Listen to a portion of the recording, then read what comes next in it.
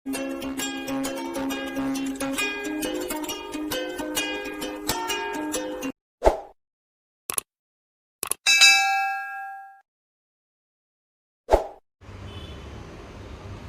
Guys, कैसे आप लोग।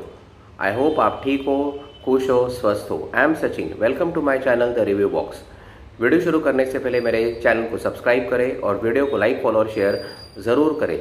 सो let's see what's there in the review box today. आज के वीडियो का टाइटल है Taliban surprises the world by launching suicide squad, Prashant Dhawan.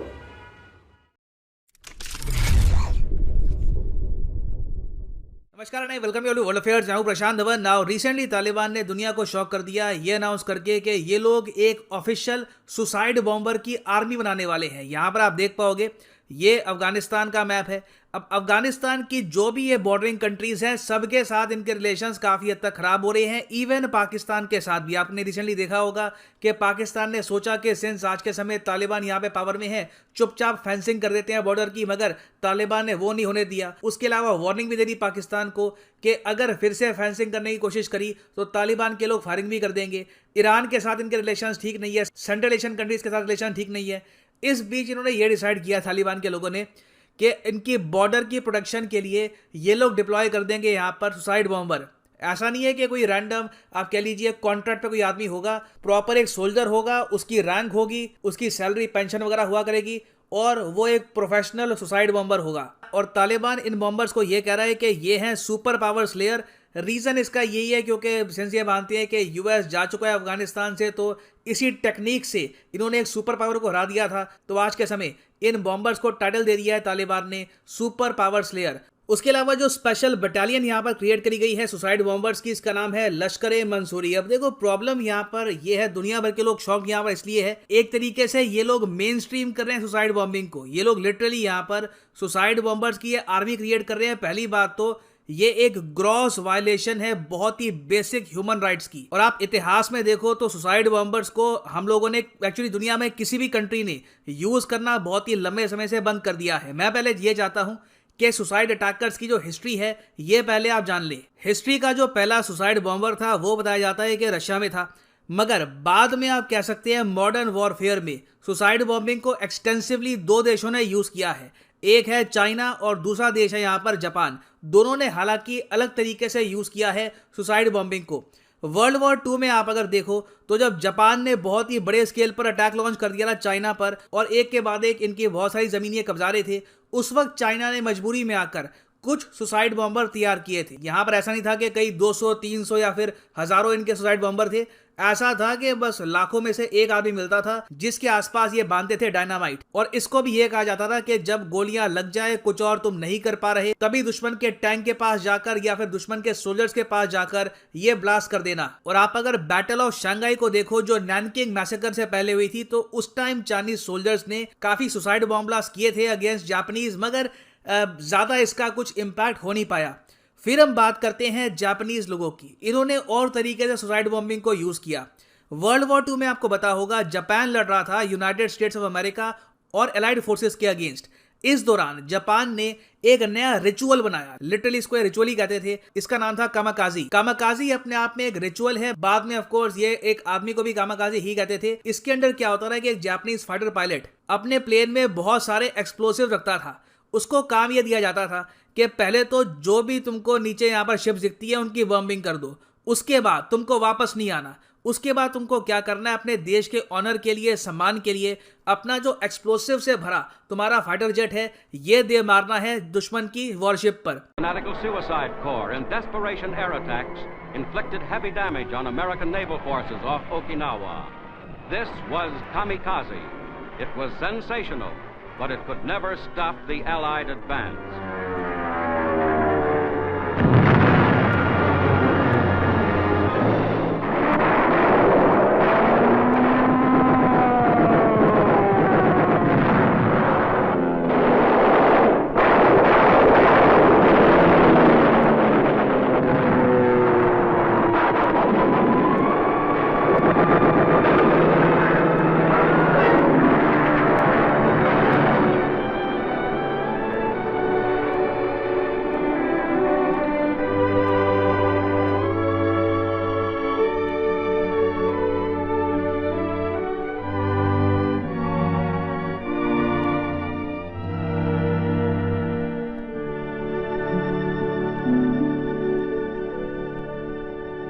तो यहाँ पर आप देख पाओगे ये एक बहुत ही रेयर फोटो है एक कामाकाजी की। आप सोच कर देखिए उस पायलट के दिमाग में उस वक्त क्या चल रहा होगा। वो एक प्लेन उड़ा रहा है आसमान में और सीधा उस प्लेन को वो दे मारता है इस वॉरशिप में। ये करके बताया जाता है कि जापान ने करीब 500 के आसपास जो वॉरशिप्स हैं ये डुबा दी थी। उसके बाद से आप अगर देखो तो सुसाइड बॉम्बिंग, सुसाइड अटैक्स को काफी हद तक आर्मीज ने रोक ही दिया है। इसका एक रीजन ये है कि एक बेसिक ह्यूमन डिग्निटी के बियॉन्ड माना गया सुसाइड बॉम्बिंग को। एक तो वैसी सुसाइड बॉम्बिंग काफी हद तक चाइना जापान तक सीमित थी। बाद में चाइना और जापान ने भी ये कहा कि आगे से कभी भी हम किसी भी सोल्जर को ये बोलेंगे नहीं ऑफिशियली कि तुमको जाकर मरना है। ऑफ कोर्स एक सोल्जर खुद वॉर में कुछ करना चाहे वो अलग बात है, मगर ऑफिशियली सुसाइड बॉम्बर ये लोग तैयार नहीं करेंगे। अब ये तो हमने बात करी वॉर की।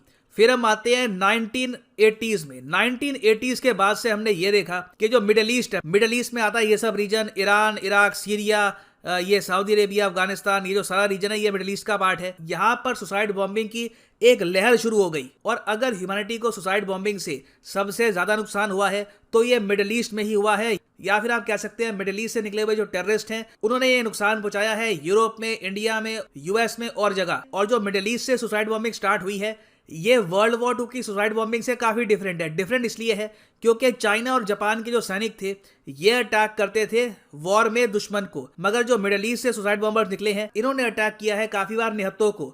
मार्केट में चले गए, लोग शॉपिंग कर रहे हैं, सुसाइड बॉम्बर ने ब्लास्ट कर दिया। ये जो एग्जाम्पल है ये दुनिया ने कभी भी नहीं देखा था। सुसाइड बॉम्बिंग जिस तरीके से इनोसेंट्स के अगेंस्ट मिडिल ईस्ट में यूज करी गई है इसका एग्जाम्पल आपको ह्यूमैनिटी में शायद कहीं भी ना मिले। और यहाँ पे मुझे एक बात वैसे ऐड करनी पड़ेगी कि मिडिल ईस्ट में जो सुसाइड बॉम्बिंग बढ़ी है इसके पीछे एक बहुत ही बड़ा रीज़न है अमेरिका की वॉर ऑन टेरर। अगर आप ये चार्ट देखें, बाय द वे ये डेटा है from the university of Chicago project on security and terrorism. यहाँ पर आप नोटिस कर पाओगे कि जब 9/11 का अटैक हुआ, 9/11 भी आप अगर देखो तो सुसाइड बॉम्बिंग ही थी। It was a suicide attack. तो उसके बाद से आप देखोगे पूरे मिडिल ईस्ट में, एक्चुअली दुनिया भर में ही सुसाइड बॉम्बिंग बहुत ज़्यादा हुई है। और फिर जो ये लहर है ना, ऐसा नहीं है कि यहाँ पे आके डिप कर जाती है। उसके बाद इस्लामिक स्टेट वगैरह जो और टेररिस्ट ग्रुप्स हैं वो भी खड़े हो गए और फिर उसके बाद एक लहर आई है सुसाइड बॉम्बिंग की। मगर अब जो तालिबान कर रहा है ये बहुत डेंजरस है। इससे देखिए ये ऑलमोस्ट ग्लैमराइज करेंगे सुसाइड बॉम्बिंग को, क्योंकि अब ये लोग क्या कर रहे हैं, ना सिर्फ मेल इवन फीमेल्स को रिक्रूट कर रहे हैं एज सुसाइड बॉम्बर्स। और ये भी देखा गया रिसेंटली कि तालिबान काफी बार अपनी मिलिट्री की प्रोपेगेंडा वीडियोस भी रिलीज करता है, उनको बढ़ा चढ़ा के दिखाता है। तो इन द फ्यूचर ये जिस तरीके से सुसाइड बॉम्बर्स को ग्लैमराइज करेंगे उससे प्रॉब्लम यहाँ पर यही है कि हो सकता है कि दुनिया में बाकी जगह जो आतंकवादी संगठन है इसको ये यूज करे एज प्रोपेगेंडा फॉडर। और एक एस्पेक्ट यहाँ पर यह भी आता है कि तालिबान ने दुनिया को वादा किया था कि ये ज्यादा एक ह्यूमैनिटेरियन अप्रोच अपनाएंगे, मगर इस निर्णय से साफ पता लगता है कि तालिबान बिल्कुल भी नहीं बदला। बस ये लोग जो अपने पुराने मेथड्स थे उनको मॉडर्नाइज कर रहे हैं। अब तालिबान से आप अगर पूछोगे कि ये लोग ऐसा क्यों कर रहे हैं तो इनका तर्क यहाँ पर यह है कि अफगानिस्तान के अंदर ही इनका सबसे बड़ा एक दुश्मन है इस्लामिक स्टेट। तो जो अफगानिस्तान में खुरासान प्रोविंस का इस्लामिक स्टेट है वो काफी हद तक सुसाइड बॉम्बर्स को कर रहा है रिक्रूट। उनके जवाब में उनको टक्कर देने के लिए ये भी सुसाइड बॉम्बर यहाँ पर रिक्रूट करेंगे। अब प्रॉब्लम देखो यही है, एक सुसाइड बॉम्बर आ रहा है भागते भागते, ये अपना भेज देगा जाओ तुम भी जाओ। अब दोनों सुसाइड बॉम्बर जब आपस में टकराएंगे तो कौन डिसाइड करेगा कि जीता कौन है। तो क्लियरली यहाँ पर ब्रेन सेल्स का अभाव महसूस किया जा रहा है इस रीजन में। नीड यही है कि ये लोग 1940s 50s से बाहर निकले और आज की दुनिया में जिए। सुसाइड बॉम्बिंग काफ़ी हद तक ह्यूमैनिटी के अगेंस्ट है, इसको जितना ज़्यादा कम प्रमोट किया जाएगा दुनिया के लिए अच्छा है। और फाइनली यहाँ पर मैं ये भी ऐड कर दूं कि अगर आप यूपीएससी एग्जाम की जेन्युइनली प्रिपरेशन करना चाहते हैं तो कमेंट सेक्शन में जाओ, यहाँ पे आपको मिलेगा ये लिंक, इस लिंक पे करो क्लिक और यहाँ पे आप परचेज कर पाएंगे यूपीएससी कॉम्बो पैकेज, जिसके अंदर आप यूपीएससी प्रीलिम्स, मेंस, ऑप्शनल तीनों की तैयारी कर सकते हैं। तो दोस्तों आज के वीडियो में हम देख रहे हैं कि किस प्रकार से तालिबान एक सुसाइड बॉम्बिंग स्क्वाड बनाने जा रहा है। अब 4-4.5 महीने हुए तालिबान को अफगानिस्तान पर कंट्रोल लेकर, और सभी को ये अजरज हुआ था कि बिना किसी फाइट के, बिना किसी वॉर के यूएस लेड जो फोर्सेस थी उन्होंने अफगानिस्तान छोड़ दिया और पूरी तरह से अफगानिस्तान आज तालिबान के कंट्रोल में आ गया है। यानी गवर्नमेंट जो है वो तालिबान की है, राजधानी पर हुकूमत है तालिबान की। तो मन में यह सवाल उठता है कि भाई फिर उनको आर्मी की ज़रूरत क्या है, वो किससे लड़ने वाले, किससे फाइट करने वाले हैं। और वैसे भी वहाँ के जो लोग हैं, अफगानिस्तान के जो लोग हैं वो वैसे ही सहमे हुए हैं, डरे हुए हैं। तो किससे उनको परेशानी है, किससे उनको डर है। खैर, ये तालिबान की अपनी सोच है कि उनको एक अपनी आर्मी बनानी है और वो निरंतर रिक्रूटमेंट करते जा रहे हैं। उनको 1 लाख के आसपास उनको अपनी एक आर्मी बनानी है और जिसमें से एक स्पेशल स्क्वाड होगा कि जिसे वो लोग लश्कर मंसूरी कहेंगे, कि जो एक सुसाइड बॉम्बिंग स्क्वाड होगा। और इन स्क्वाड को जो बॉर्डर एरियाज़ है, चाहे फिर उनका बॉर्डर चाइना से है, जो सेंट्रल एशिया तजाकिस्तान से या पाकिस्तान से या ईरान से, इन बॉर्डर्स पर इन स्क्वाड्स को तैनात किया जाएगा। अब वैसे भी हम देख रहे हैं कि तालिबान के रिश्ते जो है इन सभी के साथ दिन ब दिन ख़राब होते जा रहे हैं, चाहे फिर वो तजाकिस्तान है, यानी जो बाकी सेंट्रल एशियन कंट्रीज़ हैं उनके साथ भी ख़राब होते जा रहे हैं। पाकिस्तान के साथ ख़राब होते जा रहा है कि जो पाकिस्तान इतना बढ़ चढ़कर बोल रहा था कि भाई तालिबान आ गया है तो वहाँ पे एक अच्छा राज आएगा और लोगों को एक उनके जो सपने वो पूरे होंगे, पर जो भी हो रहा है बिल्कुल उल्टा हो रहा है और ईरान के साथ भी उनके रिश्ते ख़राब होते जा रहे हैं। तो हम देख रहे हैं कि वैसे ही आने वाले दिन जो है बहुत ही कठिनाइयों से भरे होंगे, बहुत ही अनप्रेडिक्टेबल ऐसे ये दिन होने वाले हैं। अब ये जो सुसाइड बॉम्बिंग की जो आइडिया है, ये कोई नई आइडिया नहीं है, इसके पहले भी इसको इस्तेमाल किया गया है, खास करके सेकेंड वर्ल्ड वॉर में, चाहे फिर वो चाइना है या जापान है, इन्होंने सुसाइड बॉम्बिंग को बहुत ही इफेक्टिवली यूज़ किया था।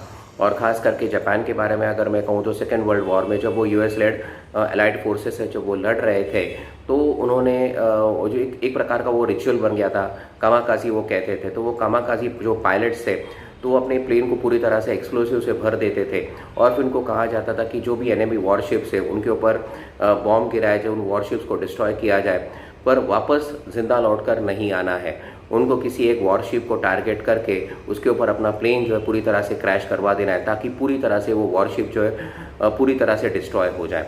तो ये कामाकाजी जो पायलट्स थे, तो लगभग 3000 के आसपास ये कामाकाजी पायलट्स उस समय मारे गए थे। फिर बाद में काफ़ी सारा समय ऐसा रहा कि जहाँ पे सुसाइड बॉम्बिंग की ज़्यादा खबरें नहीं आए, पर फिर 1980 का दशक आया और मिडल ईस्ट में खास करके ईरान, इराक, सीरिया, साथ ही साथ सऊदी अरेबिया, तो ये मिडल ईस्ट के जो भी ये देश है तो वहाँ पे ये सुसाइड बॉम्बिंग फिर एक बार शुरू हो गई। बहुत सारे टेरर ग्रुप्स फैल गए और उन्होंने यूरोप में, अमेरिका में, इंडिया में उन्होंने बॉम्बिंग करनी शुरू कर दी थी और ये बहुत ही ख़तरनाक सिलसिला शुरू हो गया था। और उसके पीछे एक बहुत बड़ा उनका ऐसा कहना है कि इसके पीछे अगर जो रीज़न है कि क्यों ये सुसाइड बॉम्बिंग शुरू हुई है, तो उनका ये कहना है कि इसके लिए पूरी तरह से अमेरिका रिस्पॉन्सिबल है। और क्योंकि अमेरिका ने वॉर और टेरर की शुरुआत की थी, पर उनको लगता है कि वो वॉर और टेरर नहीं था बल्कि वो वॉर ऑन इस्लाम था। और ये जितने सारे इस्लामिक कंट्रीज़ के जो टेरर ग्रुप्स है वो उनको ऐसा लगता है कि अमेरिका की वजह से आज जो भी इन सारे देशों की जो दुर्दशा हुई है तो उसके लिए अमेरिका ही रेस्पॉन्सिबल है। और इसलिए वो एक प्रकार का रिवेंज अमेरिका या जो वेस्टर्न कंट्रीज़ हैं उनके साथ वो लेना चाहते हैं। तो इससे हुआ क्या है, तो इससे ये मानवता का ही नुकसान हुआ है।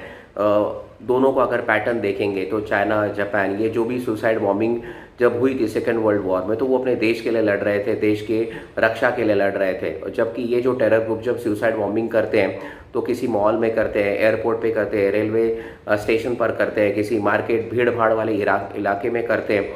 तो जहाँ पे जो मासूम बच्चे हैं, बूढ़े हैं, स्त्रियाँ हैं, उनको भी टारगेट किया जाता है, उसमें ये सारे मासूम लोग मारे जाते हैं। तो किसी भी घर में ये नहीं कहा गया है कि आप मासूम लोगों की हत्या करें, पर ऐसा हो रहा है और यही हम देख रहे हैं। और फिर ऐसा क्या हुआ है कि जिसकी वजह से तालिबान को लगा कि उनको एक सुसाइड बॉम्ब स्क्वाड उनका अपना होना चाहिए। तो उनको डर लग रहा है कि अफ़गानिस्तान के एक प्रोविंस में, कि जो प्रोविंस वो उनका एक ग्रुप है, टेरर ग्रुप है, इस्लामिक प्रोविंस ऑफ खुरासन, तो वो निरंतर वहाँ पे सुसाइड बॉम्बिंग करके तालिबान को परेशान कर रहे हैं। तो उनको काउंटर अटैक करने के लिए तालिबान ने शायद ये सुसाइड ग्रुप बनाया है, ऐसा भी कहा जा रहा है। तो जो भी है ये बिल्कुल मानवता के खिलाफ है, इंसानियत के खिलाफ है। और इसमें अगर किसी का नुकसान होगा तो अफ़गानिस्तान की जो मासूम जनता है उसका ये नुकसान होने वाला है। और इससे ये टेरर जो है, इससे सभी जो देश है वो प्रभावित होने वाले हैं। सिर्फ पाकिस्तान नहीं, सिर्फ चाइना नहीं, सिर्फ ईरान नहीं, तो भारत है, ये एशिया खंड के जितने सारे देश हैं ये प्रभावित होने वाले हैं। और इसलिए हमें यह कोशिश करनी चाहिए कि ये सुसाइड बॉम्बिंग नहीं होनी है। इसलिए हम क्या मेजर्स ले सकते हैं, हम उनको ऊपर कैसे कंट्रोल कर सकते हैं। ये बहुत ही ओल्ड कमेंट्री है कि कहावत हम कह सकते हैं कि Pakistan is an army with a state but Afghanistan is a terrorist with a state. तो दोस्तों आज हम हमारा वीडियो यहीं पर समाप्त करते हैं। तब तक खुश रहिए, आबाद रहिए।